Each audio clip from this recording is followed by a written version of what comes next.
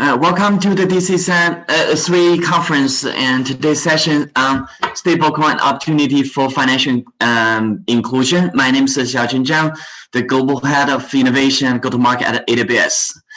The DC3 conference is organized by Digital Currency Global Initiative, which is a joint collaboration of the International Telecommunication Union and the Future of Digital Currency Initiative at Stanford University. There are three working groups established by ITU under the Digital Currency Global Initiative. The working groups are policy and governance, architecture and interoperability and use case, and security and assurance. The Digital Currency Global Initiative published in 2022 a report on high-level design principles of central bank digital currencies for digital financial inclusion, and is currently studying the opportunities of stablecoins for financial inclusion. And I have the opportunity to work with many of the industry leaders to contribute to this work. There has been a substantial improvement in financial inclusion over the last 10 years, from 51% in 2011 to 76.2% in 2021, according to World Bank data. In 2021, 10 countries still have over 50% of their population unbanked, with 1.5 billion across the top 50 unbanked countries.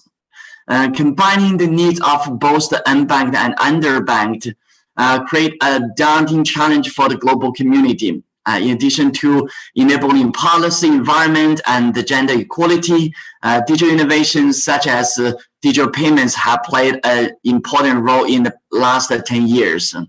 With introduction of stable coins and central bank digital currency in the global payment ecosystem, many innovators started proof of concepts and pilots to introduce stablecoins-based solutions to address financial inclusion related challenges. And what use cases are they working on? And are these solutions effective? And who are leading the chart? In this session today, we have invited an amazing group of experts to share their first-hand experience and practical use cases.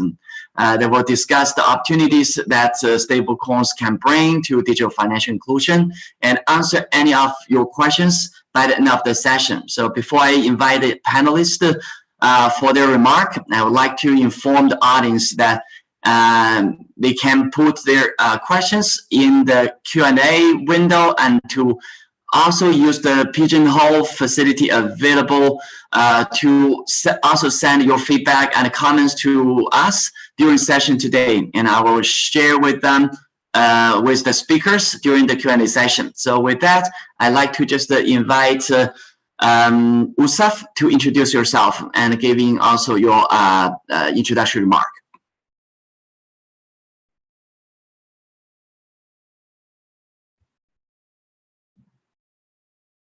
Utsav, you're muted.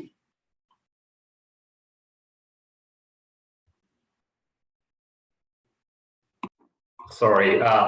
Thanks so much, Xiaochen, for this opportunity. Thanks to all the folks of DC3 conference and the organizing team. I'm Utsav Kharel. I currently lead Nepal Innovation Lab, which is an innovation arm of World Bank International Nepal. So we have been, let's say, doing a kind of innovation since 2015. So like the way we started things was we were born out of crisis. The massive 2015 Nepal earthquake led to the creation of Nepal Innovation Lab, because at that time, lots of people, like more than 8,000 people lost their life. The country was losing half of its GDP, and everybody in the world wanted to help Nepal. At that time, all the aid agencies were looking how we can be more innovative so that we can save more life and also provide immediate relief materials to people in need. And if you look into the geography of a country like Nepal, then there are so many remote places where it's really hard to go with the aid materials. So as a result, the Nepal Innovation Lab was founded, and the whole idea was how we can collaborate with the local innovators, private sectors, and different agencies so that we find a very cheaper, right, faster and better way to reach out to the people during the time of crisis. So, like we learn from all the problem we face. So one of the things what we are facing was with the cash voucher programming, because traditional cash voucher programming is more cumbersome. You need like more people, there are a lot of transparency issues and also like high cost of deployment. So we asked ourselves, based on the experience of Nepal earthquake response, how we can make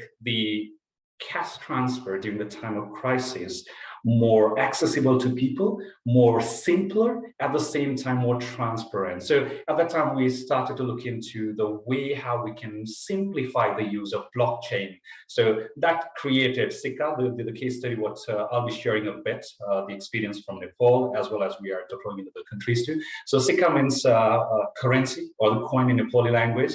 So it is a blockchain-powered, easy-to-use cash and voucher system.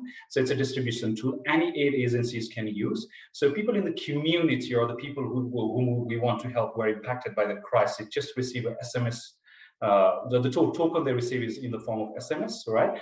And we also realized that like many people cannot read, so we started putting the IVR, or the interactive voice response technology, so people can just use a frugal phone to receive this token, and they just redeem it in the local money shop. So it's a very simple process. People just need to input a simple SMS code, and they can go to the local cash shop and they can redeem the voucher. And this is something which we found really powerful during the time of crisis, because this gives hope to the people who have just survived from different kind of natural calamities. So CICA can be used to represent any currency or commodity as per the aid organization's need, where the CICA tokens will hold the value only in its ecosystem. So CICA creates an equivalent amount of tokens for each unit of fiat currency or commodities which is held within the system. And so far, we have catered more than 90,000 families within the time of crisis like COVID-19. And right now we are piloting in countries like Colombia, as well as other two countries. And we're really excited about this. And I'm really happy to share more about it. And I don't really want to make it a sales pitch. I'm just stopping here. Thank you. Thank you very much. Yeah, and we can just hear more from you later during the Q&A. And now Shay, please. Okay, thank you very much. Hi, everybody. My name is Shane O'Connor. I'm working in UNICEF's Office of Innovation, and I'm working in a team that's focused on emerging technology, or frontier technology, as we would term it. So hopefully a lot of you have heard of UNICEF and are aware of UNICEF's mandate. So we really, as an organization, advocate for the protection of children's rights and work to help meet their basic needs, expand their opportunities to reach their full potential in life. And this is carried out in many, many countries around the world, 190 countries and territories, typically focus on health, programming, education, protection, and social policy. And Office of Innovation, where we work within UNICEF, has been tasked to really kind of discover, co-create, and scale bold solutions and technologies that can help us deliver for children across the world, and also to set a new pace for social impact around the world as well. Within the Office of Innovation, we, in 2019, set up a crypto fund. And this was quite innovative, at least for UNICEF, and maybe I think was the first in the UN at the time. And it really allowed UNICEF to hold and disperse cryptocurrency. And so this was initially a 3-year pilot and was only limited to Bitcoin and ETH at that time. And it allowed us to pay a certain amount of vendors. It was kind of a restricted case. It was just for us to learn more and trial things, but also to provide grants to startups that were in our space and working in some of the areas that we felt could promote the programming of UNICEF. And really like using that crypto fund to build those digital solutions as digital public goods across the world. That 3-year pilot has come to an end and has been deemed successful. I'm glad to say there have been a lot of learnings out of that, both positive and negative. And we are now currently looking to kind of extend and expand the operational model of the crypto fund.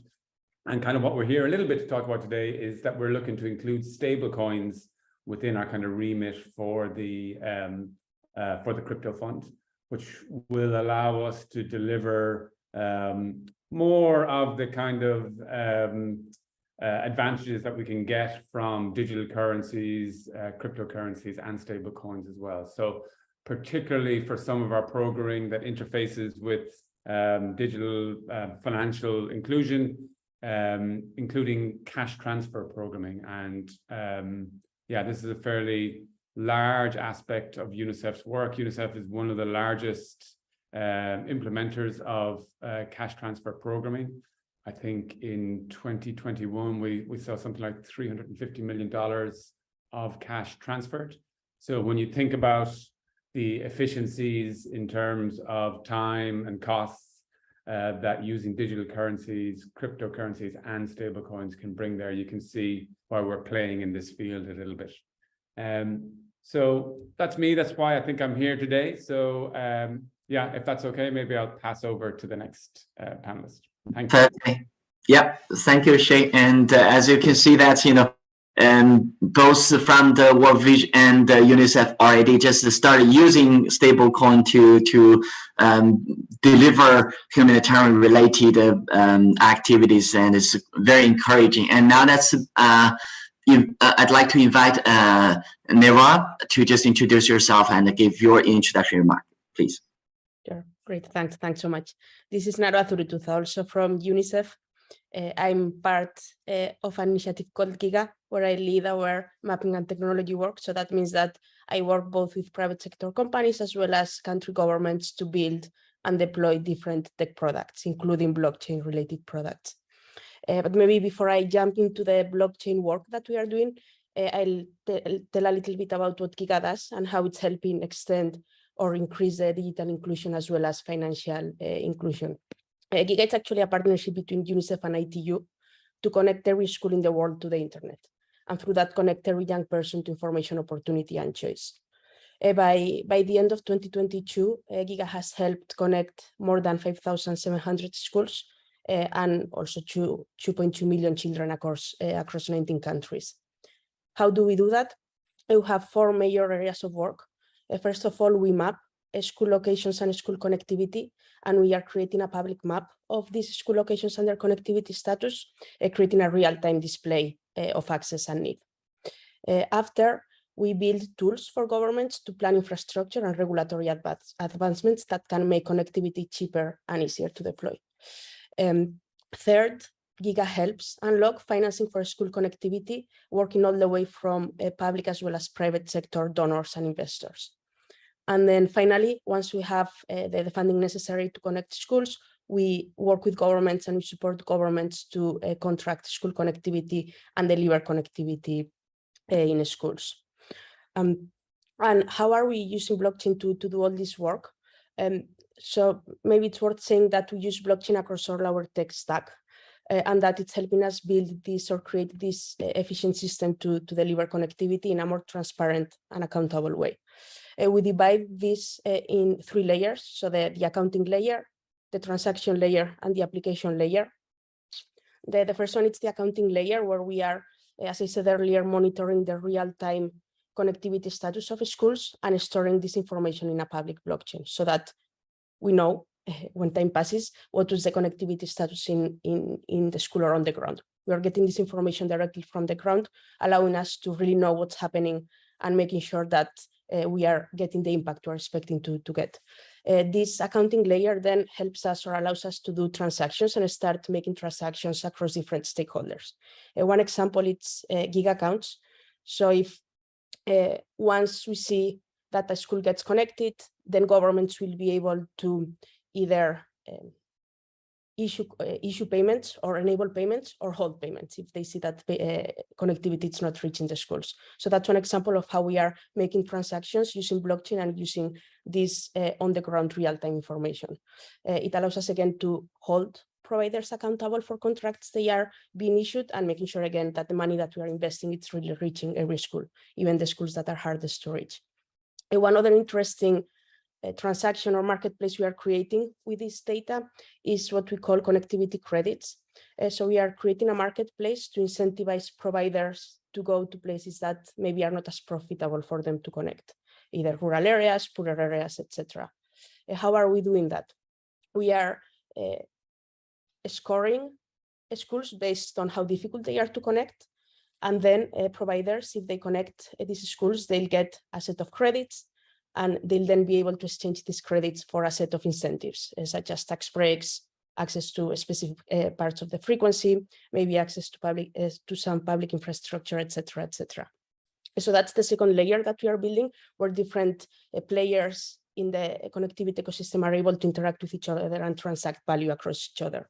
And then finally, we have the application layer, where we can start either doing conducting digital payments, sending credits, sending cash to end users, to schools, so that they can purchase goods related or like that can help them in the school, or that go beyond that. And maybe one last example I'll give before I pass it over to the next speaker. It's the NFT work we've done in this last layer. Last year, it's been actually now the 1 year anniversary. We launched this NFT collection that was using again the data that we had, and that would represent different parts of the world based on their connectivity status. That collection helped us raise at that moment, I believe it was over $700,000 through the sales that we had with that NFT collection. And now we built a community around that. And now we are designing the second phase of this NFT that in this case, instead of being focused on fundraising, it's going to be focused on crowdsourcing information and data about schools, so that we can create again this public database that's distributed and that's not maybe centrally held and kept. With that, yeah, I'm going to pass it over to the next speaker. Thank you, and that was very inspiring. It's always great to just listen to the real world cases, and also how each of the business business model can be enhanced through different technical design, and that was very inspiring. Thank you. And now let's move to Joe. Thank you, Zhao Chen, and to the organizers of the DC3 conference and fellow panelists. Thanks for the opportunity to join you today on this important topic. Just for background, my name is Joe Vollono, and I lead business development for our central banking engagements team at Ripple. So I spend most of my days talking to central banks and commercial banks about CBDCs and stablecoins and ways that they can leverage technology to enable innovation. So I'm hoping to share a little bit of the market perspective in my remarks today from those conversations. At Ripple, we think about financial inclusion as providing access to financial services to people that don't currently have access to them, and doing so in a way that is cost effective for the provider and financially beneficial for the user. And when we approach it that way, what we're really talking about is making a market, which is very much a private sector solution, in this case to a public policy problem. And the problem, Zhao Chen, as you noted at the outset, is that there's huge numbers of unbanked and underbanked people globally. I think it's on the order of 1.4 billion adults is one of the data points that I've just recently seen. This is an enormous loss of economic activity and human potential. It's also an enormous opportunity to address a market need. And Ripple is approaching this gap with a technology that we built, which is a private ledger that enables central banks and commercial banks and other firms to issue and manage digital currencies, the full life cycle of a digital currency, for any number of use cases, many of which we can't even imagine today, which is enormously exciting. The technology is based on the public XRP ledger, which has been in production for the last decade. So it's a very robust core technology with a great track record. And it's currently in deployment globally with different countries, firms, and so forth, where we're piloting and working to deploy the technology. A lot of our work is, as I'm sure you'd appreciate, is confidential, but some of the projects we're doing are in the public realm, one of which is particularly applicable to today's topic, and that is our work in Palau. Palau, as you may know, is an island nation in the Pacific. And like every island, virtually, they have challenges with payments, geographic challenges. So to overcome some of these frictions, Palau is issuing a national stablecoin on the public XRP ledger. Some interesting things about Palau to know. First of all, they don't have a central bank. So they're not issuing a CBDC, as it were. They're issuing a dollar-denominated government-backed stablecoin. The next thing to know is they don't have any domestic banks in Palau. They have two banks, which are non-domestic, Bank of Guam and Bank of Hawaii. And it's not exactly a profit center for those banks to be there. So a big portion of the citizens in the island are underbanked. I think it's also worth mentioning that in Palau, the government is the primary employer. And you might think of any municipality in the US, a county where there's a major corporation or a military base that generates the majority of the economic activity in that particular market. And that parallel holds true in Palau with the government. And then finally, and interestingly, there's a lot of lending among and between families and friends on Palau, short-term lending. And that exists because there aren't credit cards on Palau. So it's very difficult to access short-term liquidity. It's not profitable or viable for a bank to issue a loan for $50 with a 2-week maturity. So citizens rely on each other. Your credit is only good in that environment, as good as your reputation. And so understanding all of these things, we spent time with the government to put together a pilot program. And the first phase of the pilot is processing payroll for government employees. The idea here is to showcase the benefits of the technology in a meaningful and tangible way and demonstrate a use case that has real world benefits. Looking to the future, we envision launching things like micro-lending protocols that facilitate peer-to-peer lending. Now, that's not something that can currently be done in Palau, but using this technology, it can be done fast, cheap, securely, and it will be beneficial, cost-effective for the provider, and financially beneficial for the citizens of Palau. So imagine a scenario where, for example, the Bank of Guam decides to structure a liquidity pool, which enables it to provision new services, generate revenue to the citizens on the island, and equally, maybe scale down their brick and mortar footprint as a cost savings.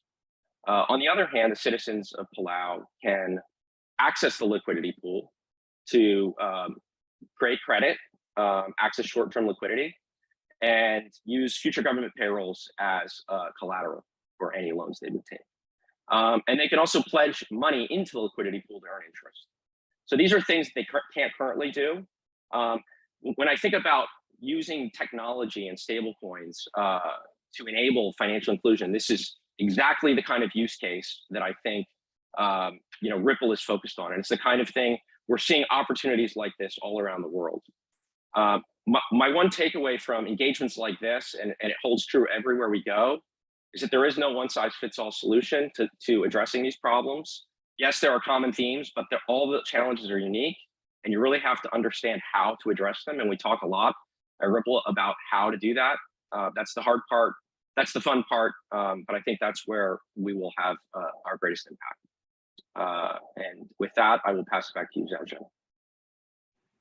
Thank you, Joe. And it's clear that you made a case for Palau, and also I think many of us just get to know more about specific financial related situation there, and then it's extremely inspired that stablecoin becoming one of the solution to address the situation there. I saw that many of you started using chat to just communicate with each other. Please feel free to use Pigeonhole to just send in any of the questions you may have, and then we'll be happy to just address them during the session. And with that, I want to pass to Caroline. Thanks, Josh, and thanks for being our fearless moderator today. And I just want to thank at the outset ITU and Stanford for hosting this panel.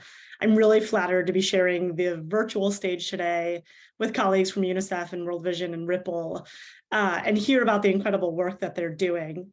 I think for many years we have, as an industry, talked about the benefits that blockchain and DLT and digital assets can bring to this type of work, but it's really gratifying to hear what's being done. And these proof of concepts that we've talked about for so long are coming into fruition and giving real benefits to real people. You know, I have to say the challenge about going last in a group like this is you saw me nodding along to what my colleagues were saying. Circle was built on the premise that digital assets and blockchain could provide a more open, inclusive, and efficient financial system for people everywhere.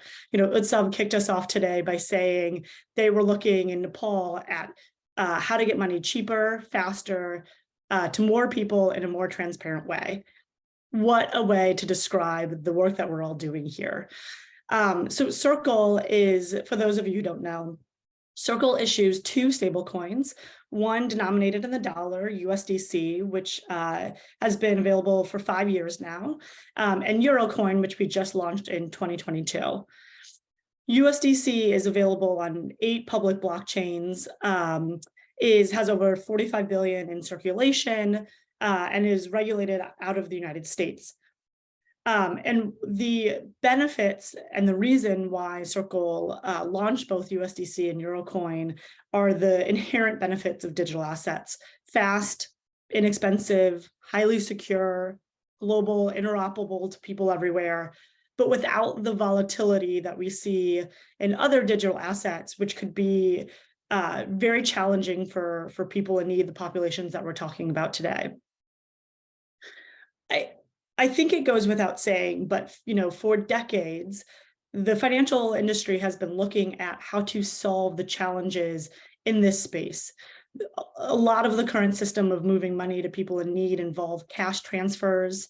This is a honeypot for corruption, bribery, fraud. There's no traceability. You have no idea where that money is going. There are such challenges with distributing cash to people in need. And frankly, a lot of that cash can be siphoned off by despotic governments. And even when you're working in the traditional financial sector, there is at times tight government control over capital inflows and exflows out of the country, which make it very challenging in areas of crisis. One of the things that we've been focused on at Circle is how to deploy USDC in these hard to reach places in a secure, safe, cheap, transparent way. So I want to focus on 2 programs that we have or areas that we're operating in right now that we're very proud of. Several years back, we were actually approached by the US government, who asked us if we could assist them in allowing aid payments to be made to Venezuelan doctors who were providing COVID relief in country. This COVID relief was in contravention of what the Maduro regime wanted. And so the doctors weren't getting paid, and they couldn't get paid through the formal financial system in Venezuela because that was effectively, though it's the private sector, effectively under the Maduro government's control. And so we were able to send in USDC to these Venezuelan doctors for the work that they were providing to an incredibly dire situation. The other thing you have to remember during this time, and still to this day, Venezuela has seen some of the highest inflation rates that we've seen ever in the time that we've tracked inflation. I mean, at one point, inflation was over 1,000,000%, and economists just stopped tracking it after that. So Venezuelan doctors were not only getting paid, but they were getting paid in a relatively inflation-proof currency that provided them a lot more value than being paid in bolivars, the local currency. And what we saw was Venezuelan doctors actually using USDC to send payments to their family members and in other regions who had fled the country. So it was a store of value for them as well. This last year, we actually also announced a partnership with UNHCR to provide disbursements to internally displaced persons in Ukraine after the crisis in Ukraine from the Russian invasion. We're incredibly proud of this partnership to partner with the UN.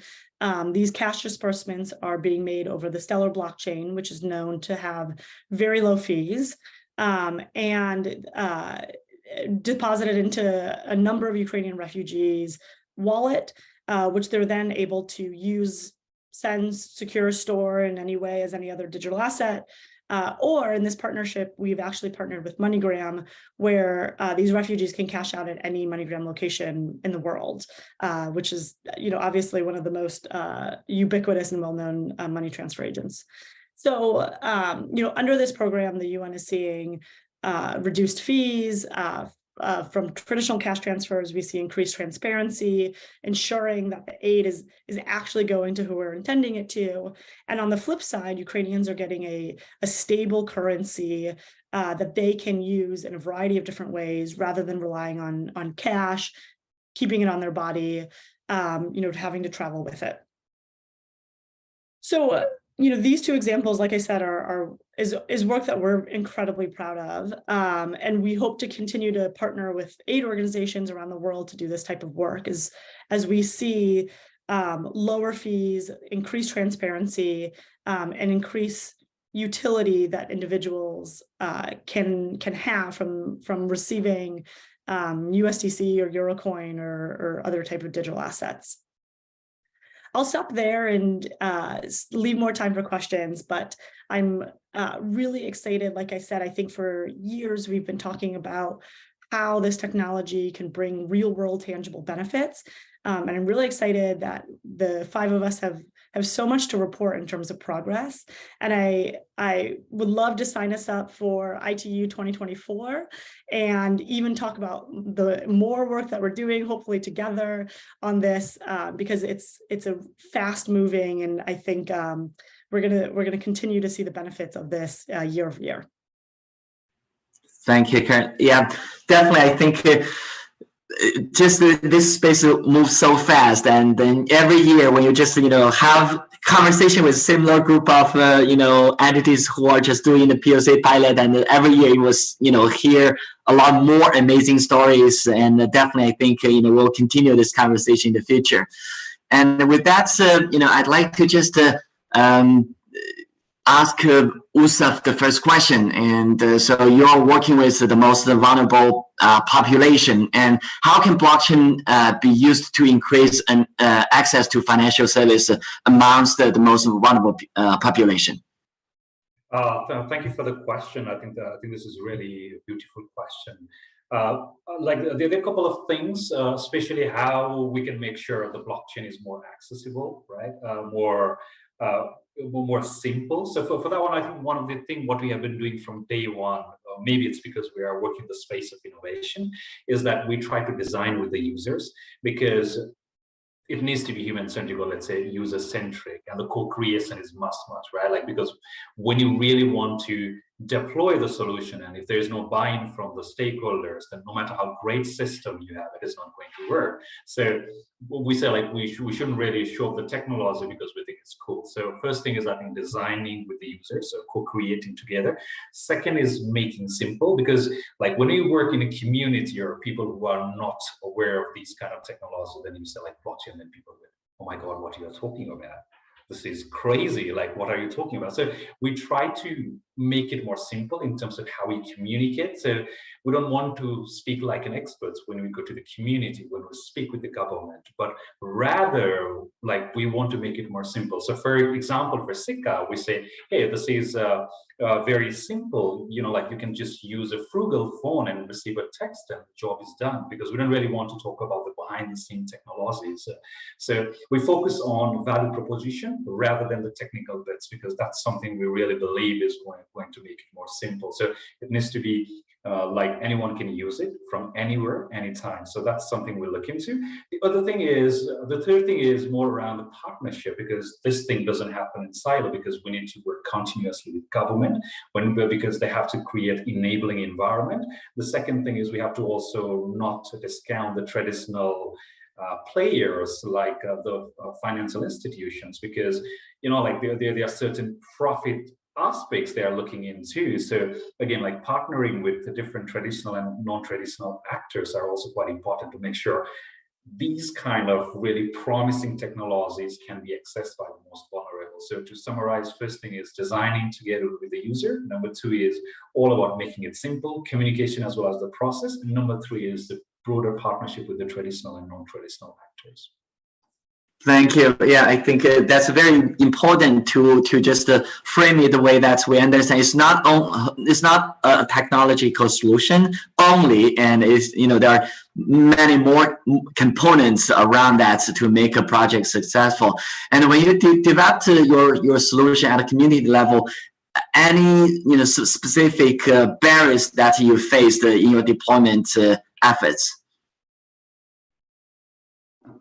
I think like one of the thing is we realize that like innovation is like ahead of the policy. So like in country like Nepal and in many countries in the global south, whenever we talk about blockchain, people think, oh, are you mining like Bitcoin, or are you doing some kind of transaction, and that is illegal? So that's what we hear from the government. So I think first thing is more about one thing we realized was we need to really start communicating with these legal agencies and the regulators from day one.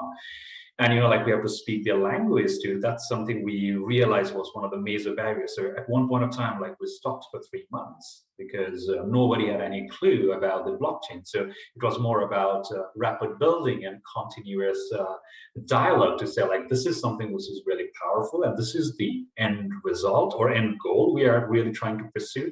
We're not trying to do any kind of trade. We are not trying to do any kind of thing. So that's one thing. Second thing is also was getting the private sector on board. For example, aid agencies or the NGOs like World Vision needs to look from the sustainability point of view, right? And the private sectors are the one who can actually bring that powerful element in the community. So working together with a private sector is something really critical, and we learned in a very hard way that we really speak a very different language. We say beneficiary, they say customers, right? And so many things. So for us, it was more about how we can co-create together, how we empathize them. At the same time, like we tell them like what are the value proposition we are creating in the partnership. So the two major learnings or the from the barrier side was, one was more from the policy level, like especially dealing with the government with all these kind of new technology. And number two is working with the private sector. We're still learning, and sometimes we fail, but we are getting there. I hope that answers the question.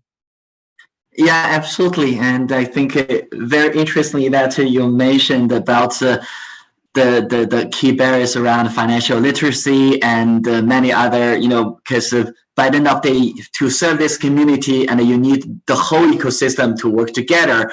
And that your experience is not only important for the stablecoin community, but also for the central banks when they are looking at CBDC and all that. And I think those elements are the core, no matter you're deploying digital payment or stablecoin or CBDC, and those components will be critical in terms of serving this specific community.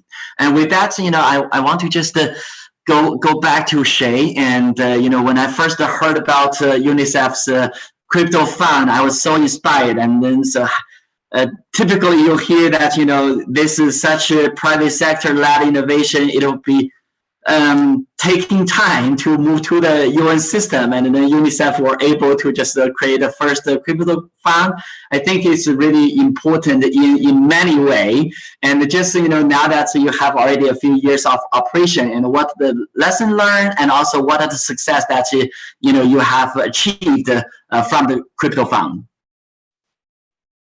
Yeah, thanks, Xiaoqian. Yeah. Like probably the first thing to say as or identify as a success is that we have a crypto fund in UNICEF.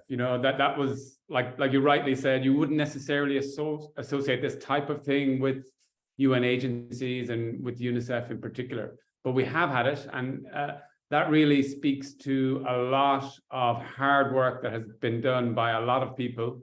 In fact, going back to about 2015, the Office of Innovation was looking at blockchain and the technologies around that.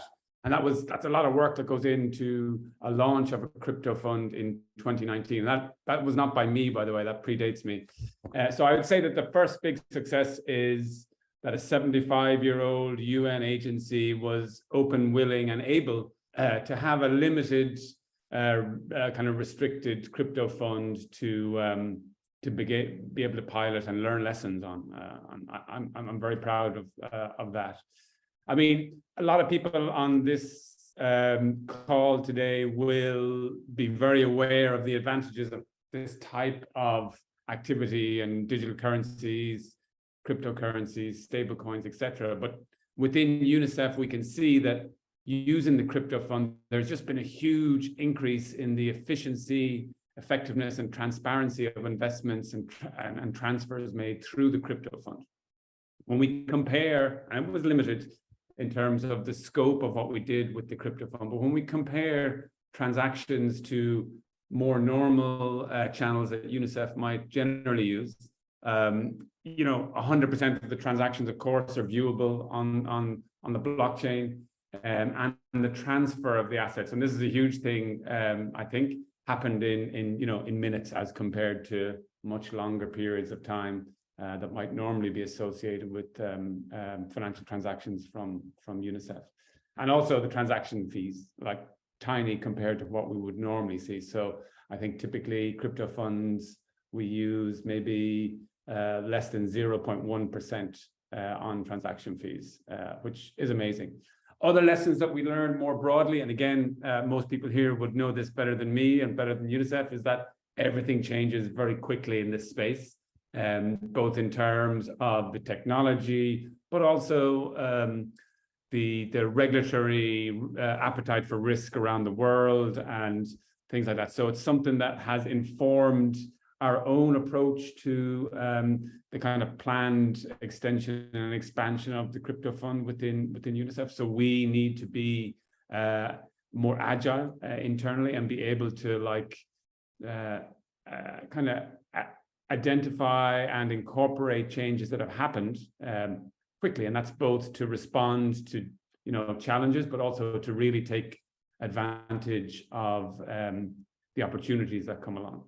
And we also, have seen that using some of the forensic tools that are available for cryptocurrency has provided really unprecedented transparency, which maybe was not there necessarily to us for fiat currency. So overall, the kind of main successes have been that we were able to establish that we have operated a pilot for 3 years, and that we see it as being a successful pilot, and has really kind of opened the space to do more with the cryptocurrency and with the crypto fund. Over. Yes, thank you. And maybe that's I prepared some other questions, and I see on the screen that there are many questions sending in from the audience, and maybe that you can pick one of them to just see that whether you can help to address. And of course, that's for other speakers. And if while that's your peer is just addressing other questions, and if you can type answers and then in the chat, that'd be great as well. And so maybe Shay, that you can help to answer one of the questions on screen.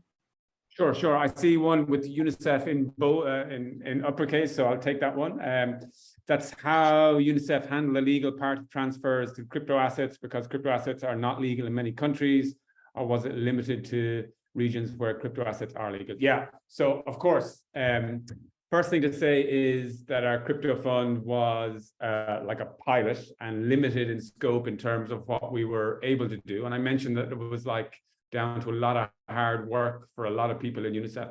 That's not just in the Office of Innovation. Of course, UNICEF has a Treasury Department, a Finance Department, Admin Department, and all those people worked very hard and brought their expertise to bear to make sure that we operated the crypto fund in a manner that is in line with UNICEF's mandate and kind of operational regulations. So there was only operation within those areas where crypto assets are legal. That limited a lot of the activities that we could do, but of course, that's part of what we must do as UNICEF. Now, again, it kind of speaks a little bit to the point that I made earlier about things changing quickly. Regulations change quickly and technology changes quickly as well. So we, within the Office of Innovation, within the Ventures team on the Crypto Fund, are monitoring like the changes as they occur in regulations. And again, I alluded to like being able to change and adapt quickly to that. So if, for example, the regulations change in a particular area where we feel that we could bring some of the value from this technology and from this approach, then we should be able to respond to that and try and bring some of the advantages there for UNICEF and for our programming. I hope that answered the question from Anonymous. Thank you, Shay. And if we have more time, and I will bring you back for more questions. And now let's move to Naroa. And you mentioned about the connectivity credit marketplace, and also when we talk about digital payment enabled financial inclusion, there's always connectivity related challenge. So how does the connectivity credit marketplace facilitate collaboration between internet service provider, governments, and other stakeholders in promoting internet connectivity and financial inclusion? Yeah, sure. Thanks for the question.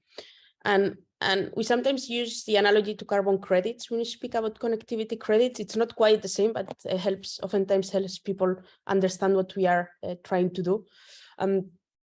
There are many stakeholders involved in the process of delivering school connectivity in a country, all the way from private to public. And in this particular case, I'm talking about connectivity, but this applies to most of the public infrastructure and public service delivery projects, in fact, where you have different ministries, different regulatories, different companies that are working, different non-profits, international organizations.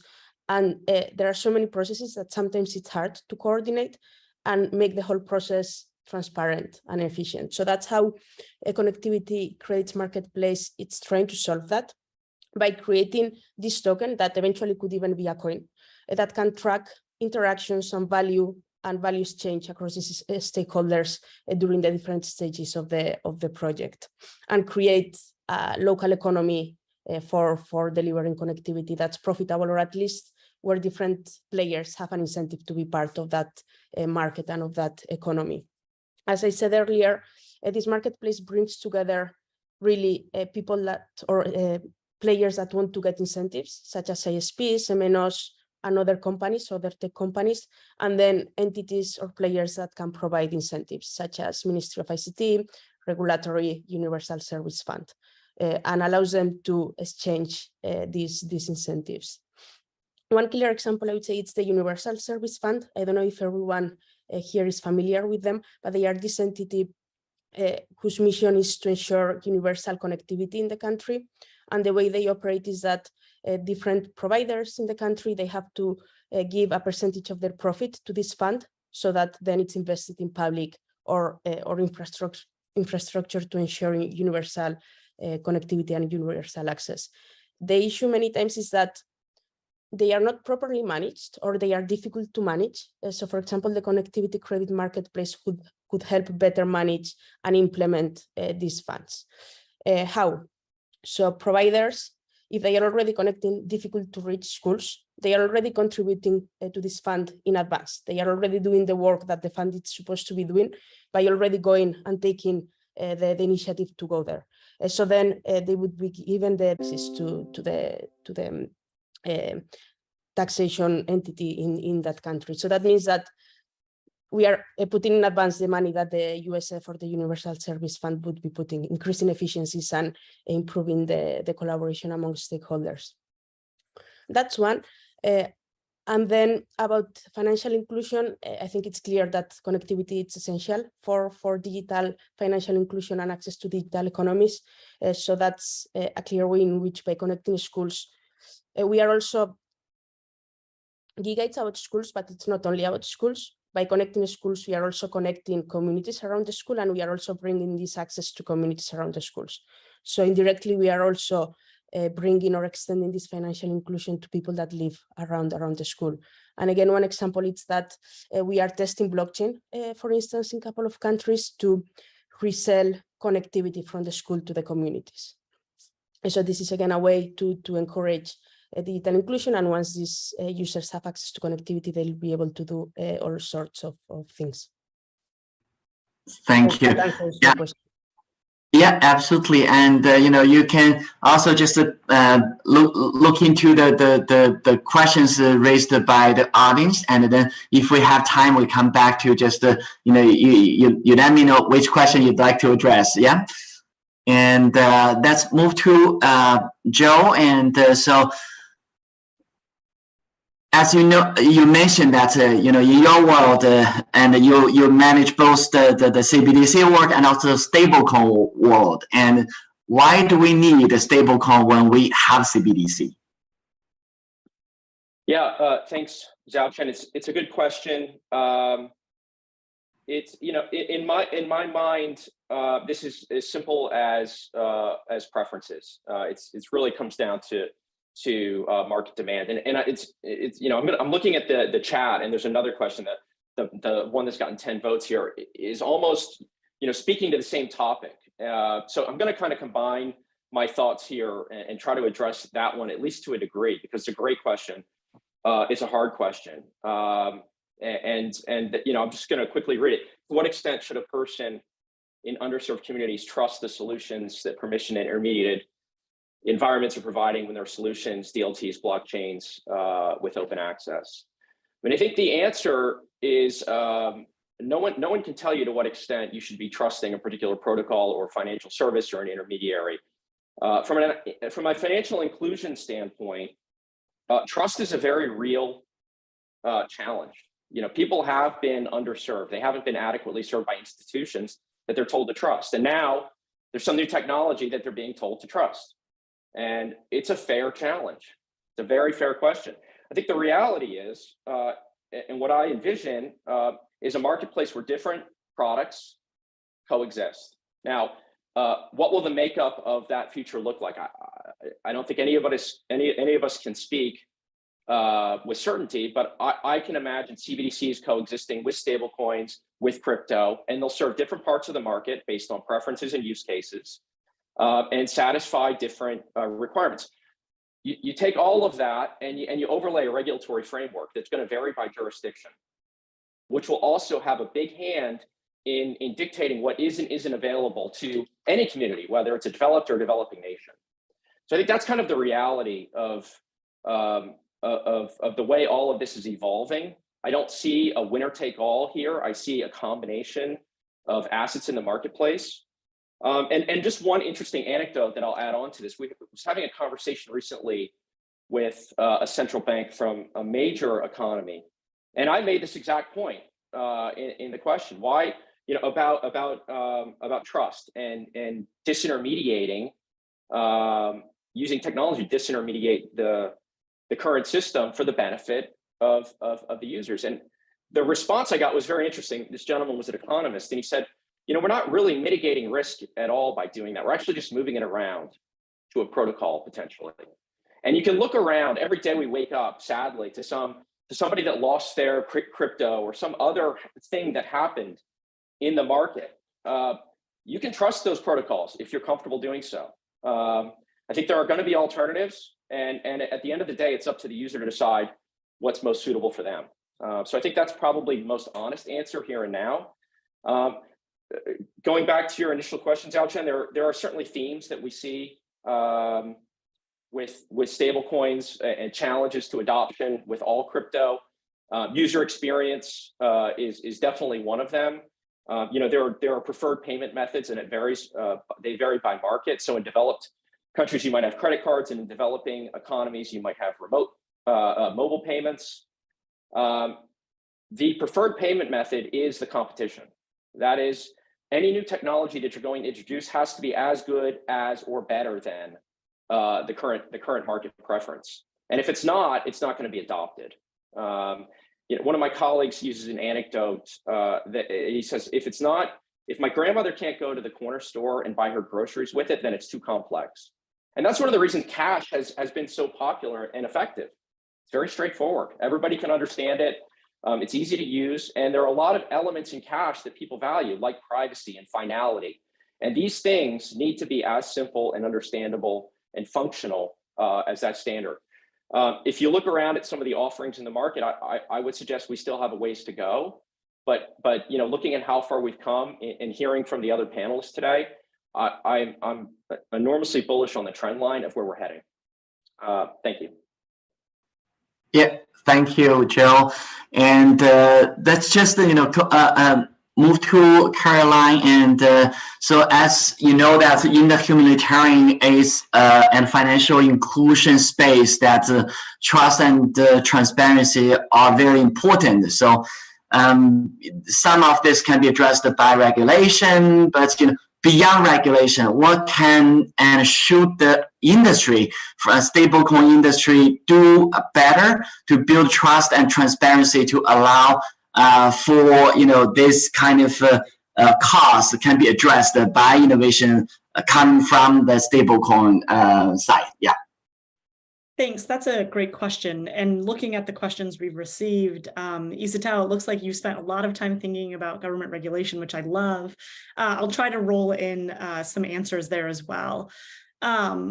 Circle, as I mentioned, is the largest US regulated stablecoin, and we're regulated right now the same way PayPal and Venmo are regulated. We're regulated as a money service business under money transmission licenses by the state.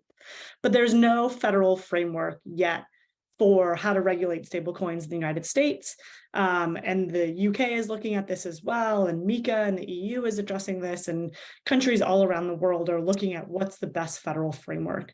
And we're incredibly supportive of that, because when we're talking about the use cases of money, people need to know that when they have one USDC, that will always be equal to $1. It won't lose its peg. It won't be worthless tomorrow. They need to trust that just as they would a dollar bill or a euro or Japanese yen that they pull out of their wallet. And so that's why Circle personally has, or Circle operationally, has taken a very conservative view into how we manage USDC and Eurocoin. So for every dollar that we're given for USDC, we have 43 billion in USDC on 8 chains today, and we have 43 billion in cash and high quality liquid assets in the US regulated financial system that we publish weekly disclosures on our website, where you can see where all of our reserves are held. We have monthly attestations by Grant Thornton and Deloitte moving forward, and we have yearly audits. And we also had to report a lot of this information, or all of this information, to the SEC this past year as we were engaged in a process to go public. So I go into that detail to demonstrate that trust and transparency is key to ensure that when, again, someone who had to flee their home in Ukraine is getting USDC, that they know that that's worth something tomorrow. This is something that we have done, but should be crystallized or formalized, I should say, in regulation. And we hope that the United States and jurisdictions around the world move quickly to do so, because it's vital that any stablecoin that you receive is governed in the same ways that Circle governs USDC and Eurocoin. And unfortunately, we don't see that today. I think we're all familiar. There are algorithmic tokens that purported to be stable coins. And in 2022, we sadly saw the loss of $40 billion of value through Terra Luna, which was, a stable coin in name only and very unstable. So sadly, I actually think the name stable coin is a disservice because a lot of things purport to be stable coins that are not. Regulation, I think, will exponentially increase the adoption of this technology worldwide, because understandably so, aid organizations and others that are distributing aid, NGOs, government organizations, want to have certainty. They don't want to gamble dire funds going to people who are really in need. So I think when there are these government regulations around this, that will help provide the certainty and the consumer protection that this is a safe transfer of value and can be adopted. So I wanted to spend a little bit of time on that, on the question, as it's something that I feel passionate about. Until that point, I think it's dependent on the industry to be very clear where how they're operating their tokens. And I think that level of disclosure is paramount across stablecoins, across digital assets writ large. And I hope to see that from others in the future. Thank you. And now that we have around 10 minutes just to address, the questions raised, and this time that I asked from the revised order, and so I see some questions specific for Caroline. And one is, how did you know that destination wallets belong to the Venezuelan doctors? What identity checks did you do? And another is, how much lower are the fees? You mentioned the MoneyGram. How much does it cost to send $100 to a Venezuelan doctor by MoneyGram? And how much does it cost via the USDC services?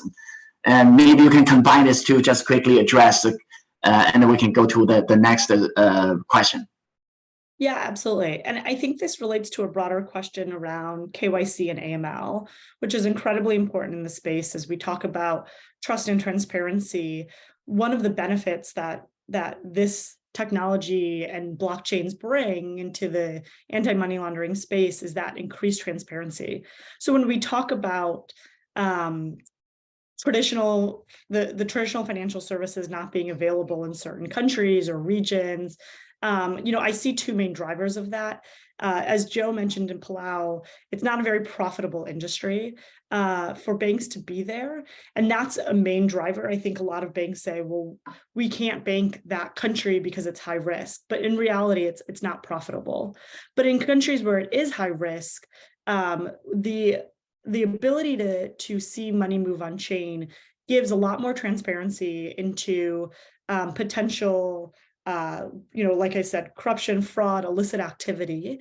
And the digital assets industry is bringing, really innovative solutions through blockchain analytics to be able to see that entire picture of money transfers. So that allows increased visibility to ensure that, as I said, the beneficiaries are the actual beneficiaries who we want them to be.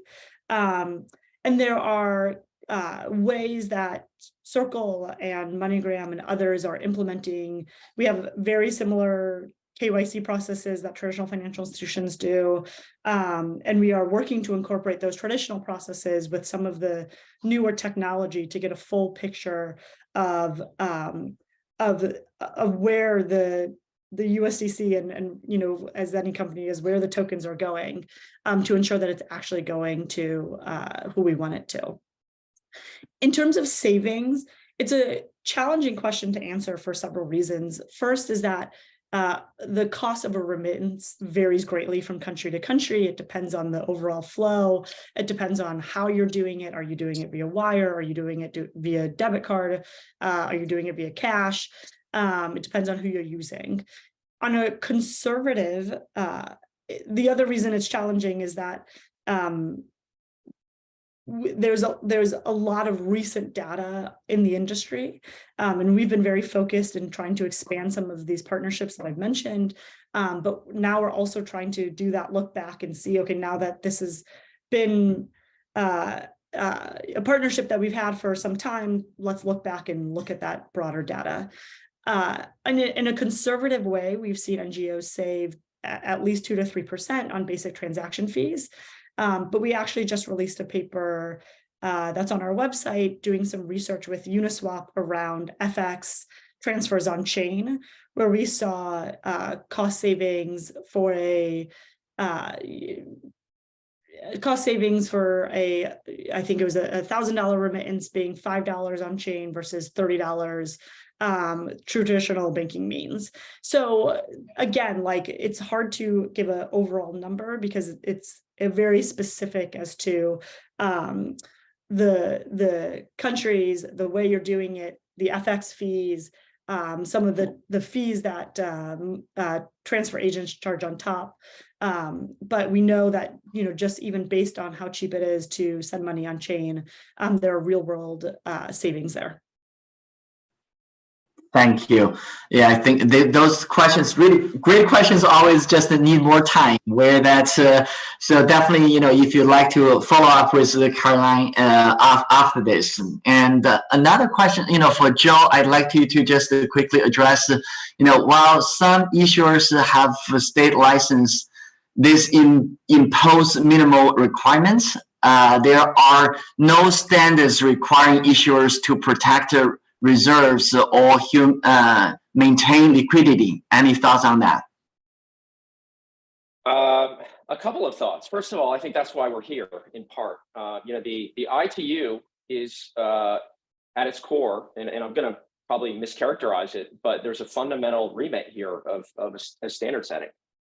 And in order for these digital currencies to interoperate globally, those standards do need to be in place. I would say the market is maturing. It's not there yet. And there's a lot of attention to this very topic. Interesting, I was reading, I don't know if it was around the China Olympics or thereafter, but China had opened up the digital yuan to visitors in coming into China for short periods of time. That's a non-trivial thing when you think about issues like KYC or transacting in different currencies and how that's managed, because different jurisdictions have different rules and requirements on BSA, AML, and KYC. So all of these things are critically important to solve, to have a fully interoperable globally digital system. And I just think it's early days. As far as maintaining liquidity and protecting reserves, a couple of things, and Caroline made the point that you could look at some of the other products in the market that were stable was sort of a misused label. If that's the way they're doing business, then good luck. I mean, fundamentally, I think you want to be able to work closely with regulators and auditors to open up the kimono and say, this is what we're doing. We're doing it the right way. We've got short-term treasuries. Our cash reserves are being managed as a 2A7 money market fund. The kinds of things that people have trust in and that regulators fundamentally are going to require. All of this is, it's here and now. This is a fascinating moment in time in the evolution of money and the way money is moving. But you do see, regulatory arbitrage happening around the globe, and there's a bit of a whack-a-mole game being played. And I think as regulators figure out how to address some of these risks, they're going to mitigate them.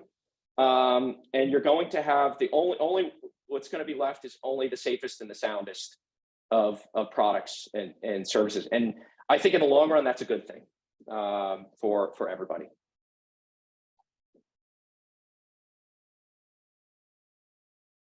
Yes, thank you, Joe. And probably, I can only address one more question from the audience, and maybe that's Naroa, that you can just answer this question. And is it possible that inclusion is an identity, connectivity, and the regulatory problem, and has nothing to do with the technology? So the blockchain or stablecoins won't make any difference. What's your thought? Regulatory definitely plays an important role in everything we do, and it's clear. I think Shane already highlighted as well. UNICEF operates directly with governments, and everything we do, it's through government. So for us, it's really critical that these regulatory things are in place. And about the technology, I'm gonna maybe mention a fun fact as well. The moment we present any of our products or any of our blockchain crypto products as blockchain or crypto, all our government counterparts get scared and they don't want to be involved with it. However, when we change that approach and we just present them as regular products without necessarily talking about the underlying technology, then they see the value and they are way more receptive. So definitely, I think that it's more about the value of the things that we are building and then working in the right way of these different entities that are in the country that can then create the right environment to scale them and to reach the most vulnerable. So that's something that we see in our day-to-day life. And one other thing that we do to approach these regulatories is that we usually start working with them in a sandbox modality. So always very small scale, telling them that it's just a pilot, that we are just testing this new thing that's coming up, that the risk is known or minimal for them, so that then we can start playing with it. We can also get all the regulatory environment ready for what's coming. We can test things out, and based on results, once they see that, once they see value, I think they are way more receptive to do new things. So I think that's really key, to show them the value, and then we can talk about what's needed to get that moving and to get that into the ground and into the field. Thank you. Yeah, so we still have 2 more minutes, and just I'd like to use this to close the session. And as everyone can see, that this is such a lively session, and interestingly, financial inclusion is really a large problem, which really need regulation, technology, and a community-based approach. All that need to work, and the technology play a role. It's not the only role to so technology, it play a very important role as part of the solution. And within that, of course, the stablecoin based solution is starting to just gaining some traction. And also, what you have heard from today's session, many of the real world use cases which are being applied to address the government related challenge, NGO related challenge, and also the citizen related challenge. And all of them are just really at the forefront of innovation, and then it's still early stage, and many more will come. And of course, that's when such innovation is starting to emerging, and then the ecosystem also is in the process to be built, and more questions will be raised in the future. And just within this, and as we can see, that's many interesting questions need to be addressed. That's one of the reasons why ITU established the working group, and within the financial inclusion working group, many of the questions addressed here will be addressed in the future, and we're looking forward to continue this conversation with this group and also beyond. Thank you again for your participation. Thank you for my speakers. Thank you.